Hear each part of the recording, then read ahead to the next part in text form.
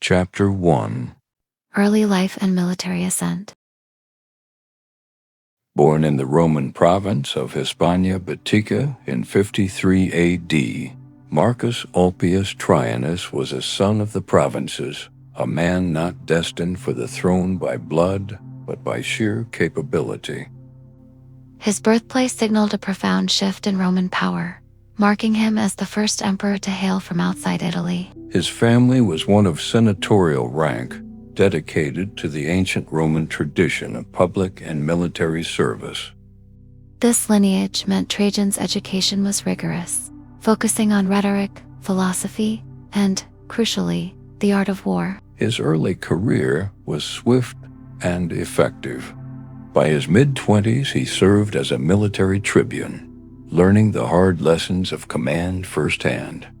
He served under his father in Syria, gaining invaluable insight into the complexities of the eastern frontier and its potent rival, Parthia.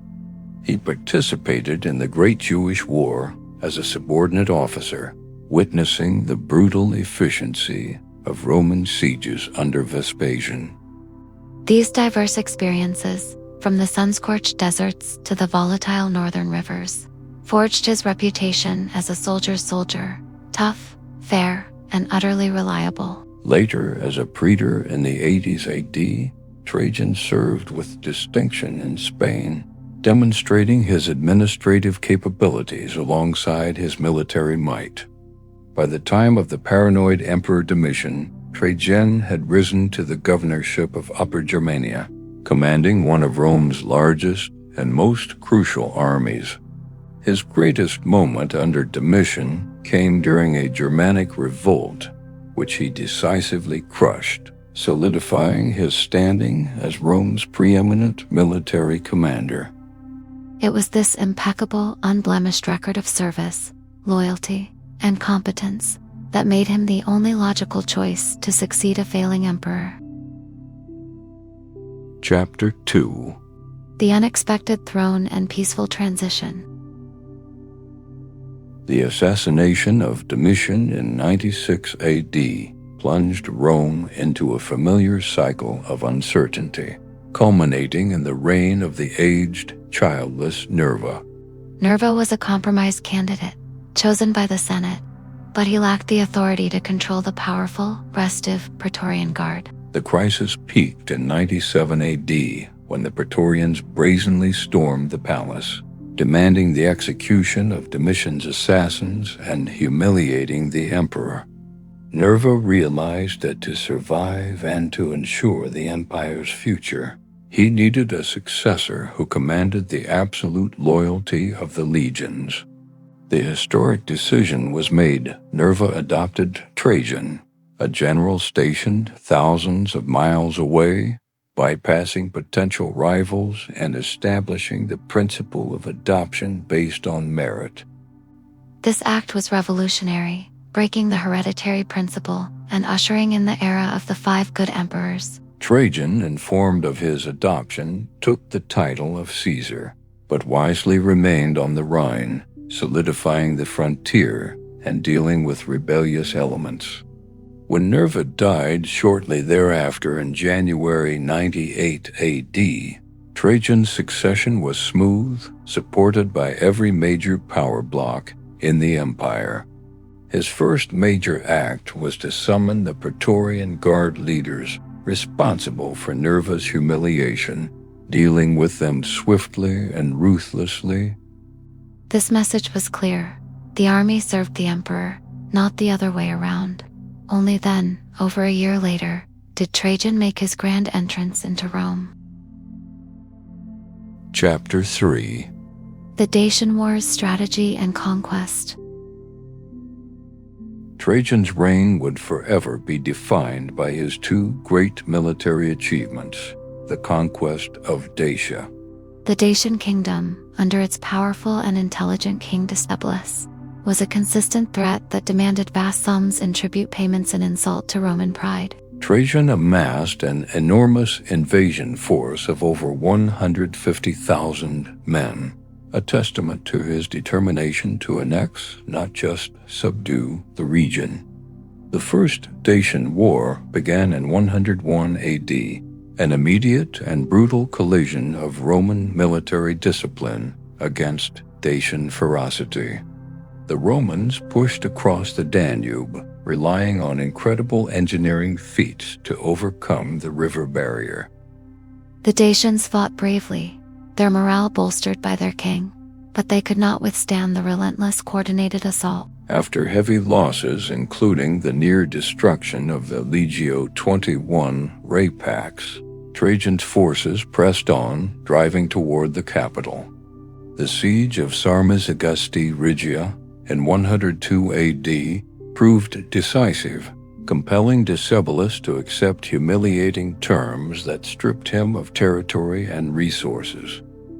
The temporary peace was marked by a powerful symbol of Roman power, the enormous multi-arch stone bridge built over the Danube by Apollodorus of Damascus. As Trajan predicted, Decebalus immediately began to rebuild his power, fortifying his remaining lands and violating the terms of the treaty.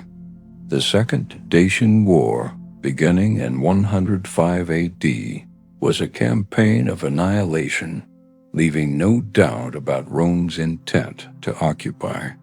The war culminated in 106 AD with the final push on the Dacian heartland, leading to the utter destruction of their military resistance. Decebalus, rather than surrender, committed suicide. His ultimate act of defiance forever etched into the column Trajan would later erect. Dacia was annexed, its territory added, and its immense gold reserves immediately funneled back to Rome. This injection of gold fueled the greatest building boom Rome had ever known, funding the monuments that stand as Trajan's eternal legacy. Chapter 4. Trajan's building boom and domestic zenith. With the Dacian gold secured, Trajan turned his attention inward, aiming to improve Roman life not just through peace, but through monumental construction. His grandest project was the Forum of Trajan, the last and largest of the imperial fora, designed by his trusted architect, Apollodorus of Damascus. The forum included the vast Basilica Ulpia, which functioned as Rome's primary civic meeting hall, law court, and administrative center. At the heart of the complex stood Trajan's Column, a 125-foot structure that was not only art, but a precise military blueprint.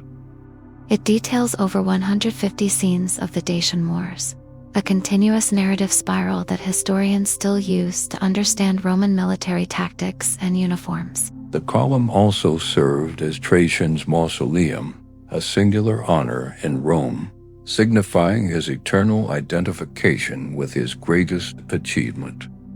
Beyond the capital, his administration focused on public infrastructure projects essential for a functioning empire. He oversaw the extensive restoration of the Via Appia, ensuring the swift movement of goods and legions from the south of Italy. The construction of the new harbor at Ostia Portus was vital, utilizing a massive hexagonal basin to ensure Rome's grain supply remained secure. He also introduced the Trajanic Baths, a sprawling complex built over the demolished ruins of Nero's former Golden House. Socially, Trajan is best remembered for the Alimenta, a pioneering state welfare program that provided funding for poor children. The program was supported by mortgages on Italian lands, providing stability to farmers while ensuring the next generation was not abandoned to poverty.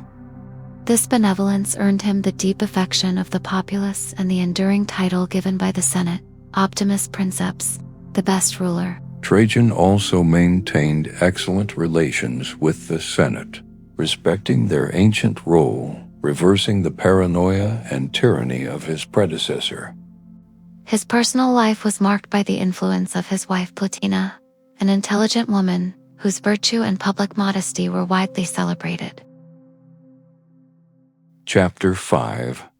The Arabian annexation and Eastern tensions.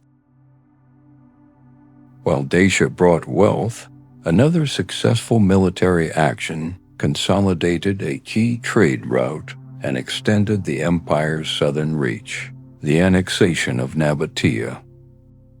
The kingdom of the Nabateans, centered on the magnificent city of Petra, controlled the lucrative spice and incense trade routes flowing from the Arabian Peninsula. Following the death of the Nabatean king in 106 AD, Trajan smoothly incorporated the territory, meeting little military resistance.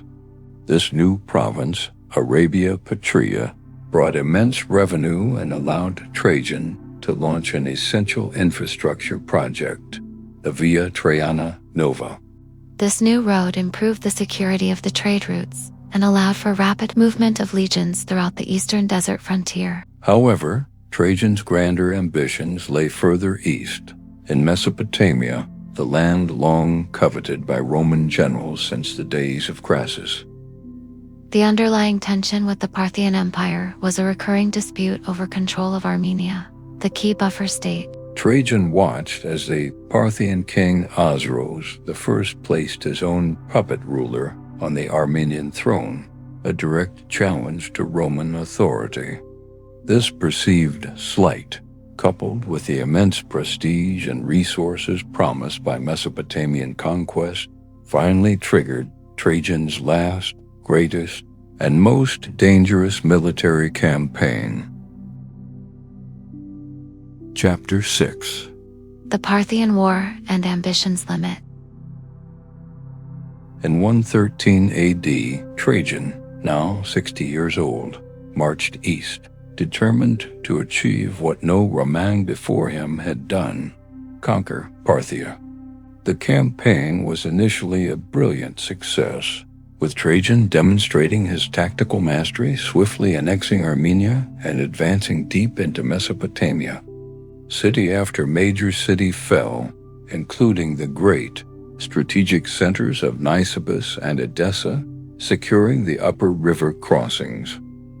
Trajan's engineering genius was once again evident, with the legions transporting massive boats overland to launch an unexpected river campaign against the enemy. By 116 AD, the Roman army had captured the twin Parthian capitals of Seleucia and Ctesiphon, forcing the Parthian royal family to flee. Trajan then sailed down the Tigris to the shores of the Persian Gulf, the southernmost limit of the Roman Empire, a truly astonishing geographic achievement. It was here, at the literal end of the known world, that the emperor famously lamented, "I would certainly not have been content with this, had I been as young as Alexander." But even at the empire's greatest extent, the seeds of failure were already germinating. Behind the Roman lines, the conquered cities were restless, and a fierce, coordinated counterattack by the Parthians began to splinter Trajan's supply lines. Simultaneously, massive, desperate Jewish revolts, the Kitos warrior erupted across the key provinces of Cyrenaica, Egypt, and Cyprus. These widespread rebellions forced Trajan to divert legions and resources needed to hold Mesopotamia, stretching his already strained command to the breaking point. The immense effort of the long campaign, coupled with the stress of the collapsing Eastern Front, finally took its toll on the aging emperor. The dream of permanent conquest faded. Trajan installed a new puppet king on the Parthian throne and began the slow, painful process of withdrawing his main forces. The sheer size and hostility of the region had proven to be the ultimate limit to Rome's expansion. Chapter 7. The Final Journey and Enduring Legacy. Trajan's health failed completely during his journey back to Rome. He suffered a stroke that left him partially paralyzed. He died in August 117 AD in the coastal city of Selinus, Cilicia, having reportedly named his trusted cousin, Hadrian, as his successor shortly before his death. Hadrian's first act was to formally abandon the costly, temporary provinces of Mesopotamia and Assyria, recognizing the wisdom of consolidating the core empire. Trajan's deified remains were brought back to Rome with great ceremony, a final testament to his popularity. His ashes were interred in a golden urn at the very base of his own column, a unique and singular honor that spoke volumes about his standing. Trajan's reign set the definitive high-water mark for the Roman Empire in wealth, power, territory, and moral authority. He left behind an empire wealthier, better administered, and more secure than he found it, earning the respect of historians both ancient and modern.